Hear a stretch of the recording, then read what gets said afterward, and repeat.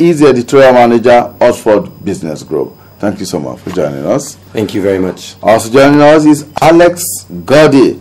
Alex Gordy, editorial manager, Oxford Business Group. Thank you for joining us, Alex. Thank you for having us. Welcome. Right. Maybe we should begin on a note of enlightenment. Tell us about the Oxford Business Group. What is the Oxford Business Group all about? First of all, thank you very much for having us on Kaakaki. We're very honored to be here. As you know, this is our first year in Nigeria. Oxford Business Group is a global publishing, research and consultancy firm. And we cover markets in Asia, Africa, the Caribbean, and the Middle East. We actually do publishing and consultancy. So we cover the macroeconomic situation of the country, as well as we do sectoral research on sectors such as industry, infrastructure, banking, capital markets, and others. So we're generally a team of 6 or so analysts based in the country 6 to 8 months in advance. And well, sometimes it takes longer in the case of Nigeria because it's such a huge market. It took us a bit longer. And we meet with the leading business and government figures, as well as people in all different government institutions, to produce this report.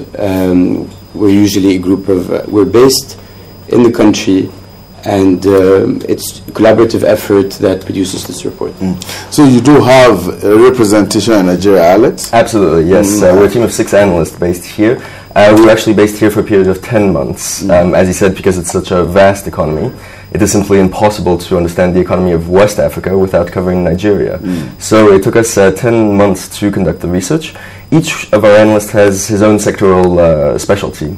We have, for example, our financial analyst, our energy analyst, and so forth. The idea is to conduct qualitative discussions with all of the key leaders in the business community as well as the political community, and then triangulate this information to produce what we hope is a very objective analysis of the economy. The idea is not only to reflect a correct picture of the macroeconomic situation, but also to highlight investment opportunities that can be of interest to our core readership, who are foreign investors. Now, this report is the first on Nigeria. And as it were, we're just about 48 or 49 days into the year. But this is the report for 2010. What would you say are the highlights of this report? Absolutely. I should just mention, although it is called 2010, the research was conducted in 2009. The idea of calling it a 2010 edition is because it will be an edition that will be read throughout the year. The highlights of the report, well, it really depends on which sector you are talking about. We start with a political introduction. Although we are not an overtly political publication, the idea is to inform our readership of the level of political stability in the country. We then proceed to a macroeconomic overview in the economy chapter, banking, capital markets, insurance, energy, all of the key sectors of the economy. So I would highlight, for example, in the banking sector, a number of key reforms that were started during 2009 by incoming Governor Lamido Sanusi. This was a key thread throughout our banking analysis. Looking at the energy sector, for example, the negotiations and efforts to push through the petroleum industry bill are also a key feature of the energy chapter. So it really depends on which sector you would like to talk about. But the idea is to highlight the trends, qualitative trends. We are not just number crunchers as such. We want to tell the story behind the figures in order to inform our core readership of the real picture, in fact.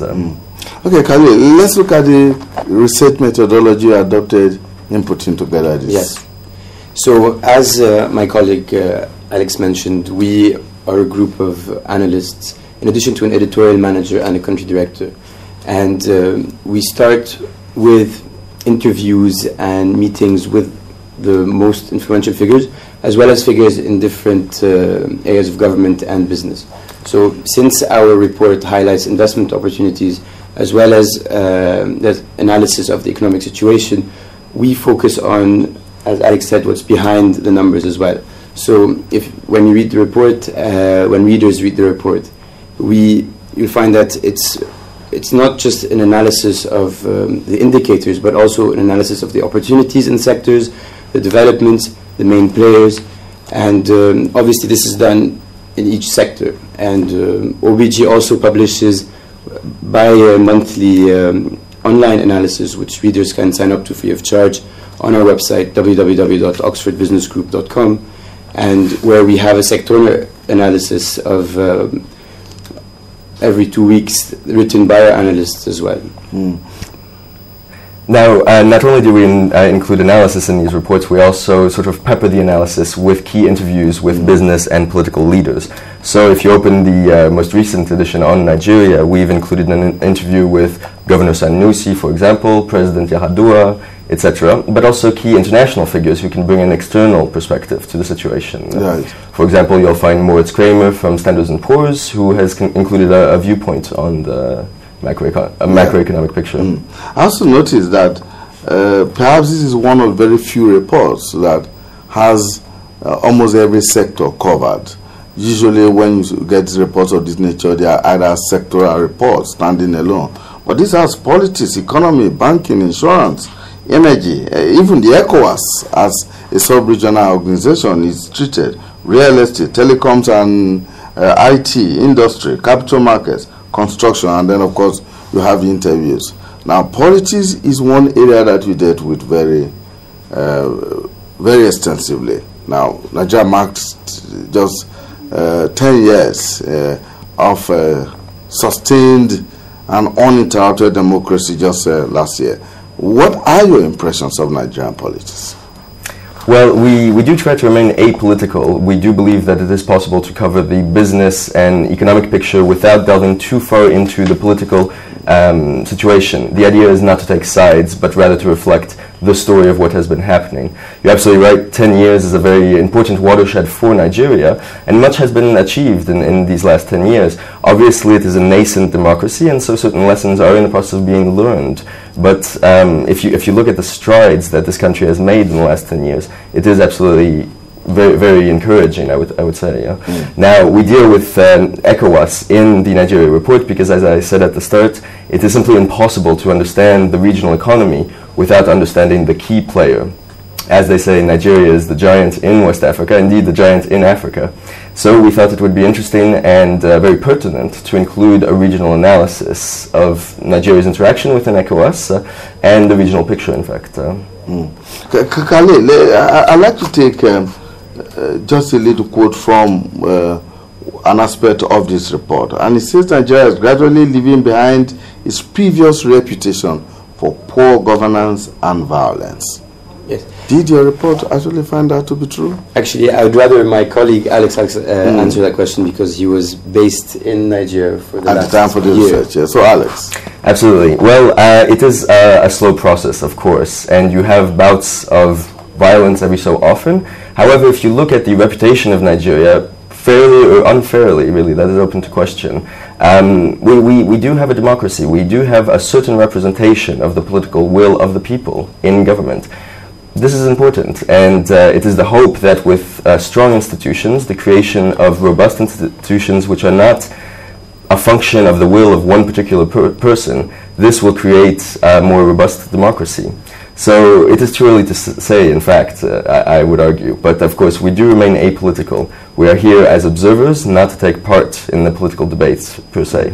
Yeah, well, there's also another aspect of the report which talks about, which says something like this: while national development was previously dominated by oil production, both the state and the private sector are now concentrating on capitalizing on Nigeria's vast landmass, geostrategic position, and the relatively stable political situation to turn the country into an agricultural and logistical center. How correct is this? Well, if you look at, let us take telecoms as an example. The liberalization of the telecom sector in the last 10 years has been incredibly successful in both attracting foreign direct investment into the country, but also in stimulating growth within the telecom sector and within the macroeconomy generally. Now, we're very impressed by this administration's desire to diversify the economic base of the country, and it is clear that they want the private sector to buy into this strategy. It is not a matter simply of the government doing it on its own, but rather of a collaboration with the business community, both domestic and foreign, to achieve this much needed growth if Nigeria is to become one of the 20 biggest economies in the world by 2020.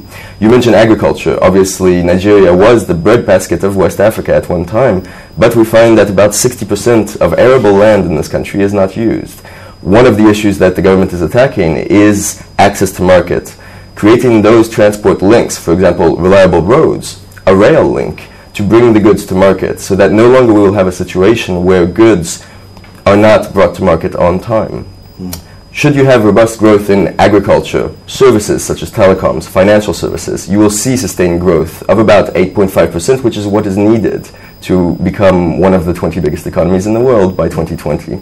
The idea is to have a GDP of about $900 billion in 2020. We have over $200 billion GDP at the moment, so that is more than tripling of the economy of this country to become one of the biggest in the world. Yeah, so from your findings, from your research findings in putting together this report, did you find to be correct that Nigeria could be one of the 20 leading economies in the year 2020? I mean, given what you find on the ground, not rhetorics now, but the reality on ground. Absolutely.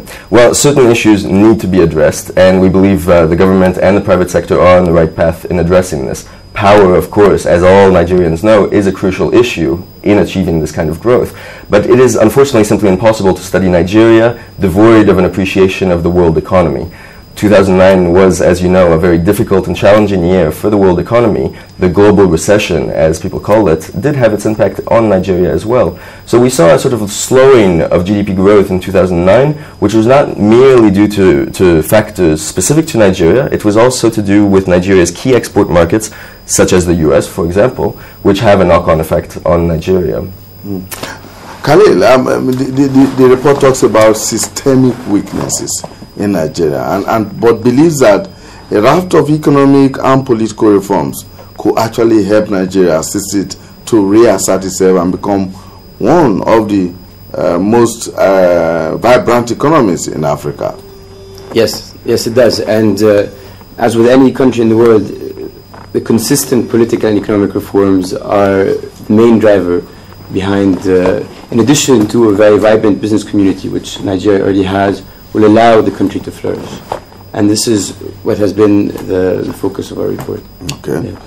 Now, this report is supposed to be launched when? Actually, our report will be launched on March 8th. It will be an event covering Nigerian investment opportunities that will be held at the Transcorp Hilton on the 8th of March at 5 p.m. Actually, Her Excellency the Minister of Information, as well as the President of ECOWAS, will be speaking at the event. And we are trying to bring together the business and the government community to have an interesting discussion on Nigerian investment opportunities. So, and at the report, we will also have our Editor-in-Chief, Andrew Jeffries, as well as our Chairman, who will be speaking about the main findings of our report.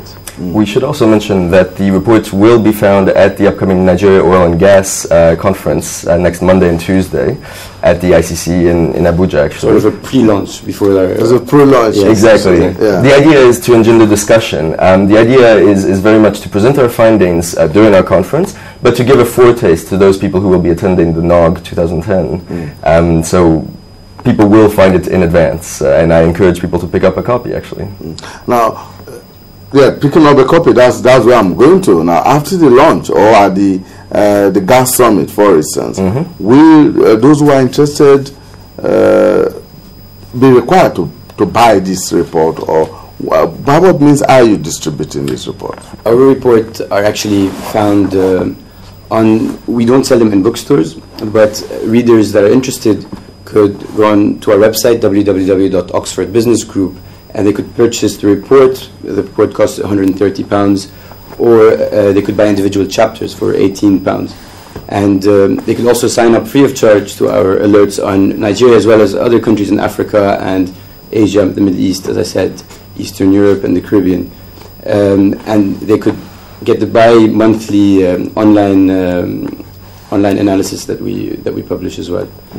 There is also the conference circuit, of course. OBG is a key organizer and sponsor of conferences worldwide, actually, but including here in Nigeria. We are actually collaborating on the NOG 2010. That is why the reports will be distributed at the NOG. So I encourage our viewers and our readers to attend conferences that we organize, and they'll receive a copy free of charge at those conferences.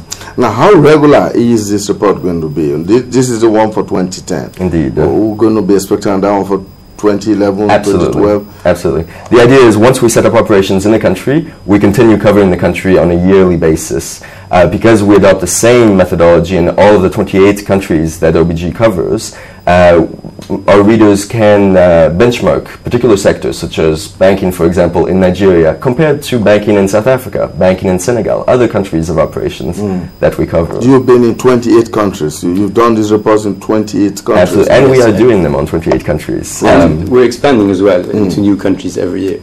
Every year. So in Africa, we cover all of North Africa, Egypt, Libya, Morocco, Tunisia, and we cover South Africa as well, Senegal, where Alex was based before coming to Nigeria. And this year we started covering Gabon as well, in addition to Nigeria, of course. The idea in the distribution of these reports is that I would say roughly 3/4 of the distribution is abroad, in not only our countries of operation, but key investor markets such as the US, the UK, China, the Arabian Gulf, and so forth. So for the Nigerian edition, we're expecting about 63,000 copies to be circulated abroad, and about 14 to 20,000 locally. What we found is that domestic investors find it particularly useful to have an independent analysis with, let's say, a credible analysis, while foreign investors also appreciate it for the same reasons. You are expanding, like you said, but you are in 28 countries right now. What informs your decision to do a report on a country, for example? What informs your choice of the countries that you move into? That's a very good question, actually, and it's a combination of factors which Alex and I will be able to discuss. But if a country is an interesting place for investment, and there's a curious investment community that is curious about the market, and it's also